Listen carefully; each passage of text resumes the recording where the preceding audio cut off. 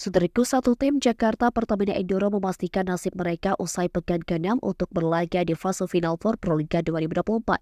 Jakarta Pertamina Enduro yang tampil di kategori putri merampungkan pekan ke-6 Proliga 2024 di Gorken Aruk Malang dengan pencapaian manis.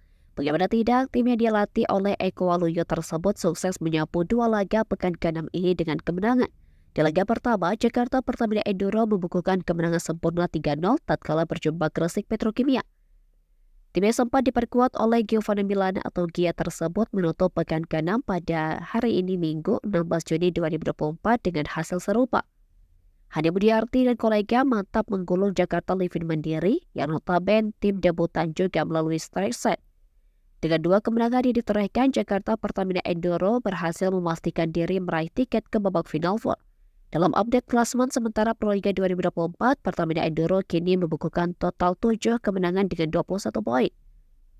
Torehan poin itu dipastikan tidak akan terkejar lagi oleh Jakarta Electric PLN yang berada satu strip di bawahnya di peringkat keempat.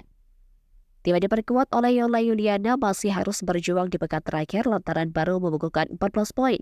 Posisi Electric PLN untuk babak final four belum sepenuhnya aman karena hanya terpaut satu angka saja dari BCB Tanda Mata. Adapun peringkat pertama di kategori putri masih digenggam Jakarta Pop Siwopolwan dengan dibuntuti oleh Jakarta Bin dengan poin dan jumlah kemenangan yang sama. Bergeser ke sektor putra, perebutan dua tempat terakhir babak final four masih akan berlanjut di pekan terakhir pada minggu depan. Setidaknya ada 3 tim Jakarta Steel B, Jakarta Bayangkara Presisi, dan Jakarta Pertamina Pertamax masih memiliki kans besar. Situasi ini terjadi setelah Jakarta Pertamina Pertamax berhasil meraih kemenangan dalam pertandingan terakhir pekan ke-6.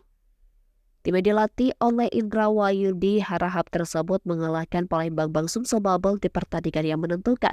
Skor 3 set diraih oleh Aji Maulana Dikaka untuk memperpanjang asa menembus final for Proliga 2024. Pada pertandingan pertama pekan ke-6, Pertamina Pertamax juga meraih kemenangan sempurna 3-0 atas Kudus Sukun Badak.